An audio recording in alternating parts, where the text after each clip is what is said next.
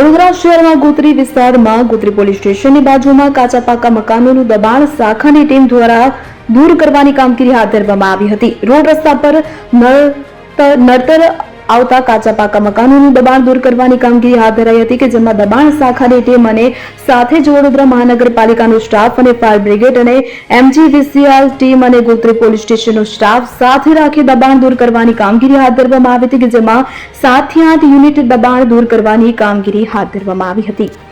Number 10 માં આવેલ આ વિસ્તાર છે 30 મીટરના રોડ લાઇનમાં જે કાચા પાકા મકાનો છે અંદાજિત 7 થી 8 યુનિટ છે એ આજરોજ હટાવવાની કામગીરી કોર્પોરેશનની દબાણ શાખા, ટાઉન પ્લાનિંગની department, MGVCL, fire brigade, ambulance, street light અને પોલીસ સ્ટાફ અને SRP આ બધા ડિપાર્ટમેન્ટને સાથે રાખીને આજરોજ કામગીરી હાથ ધરવામાં આવી છે।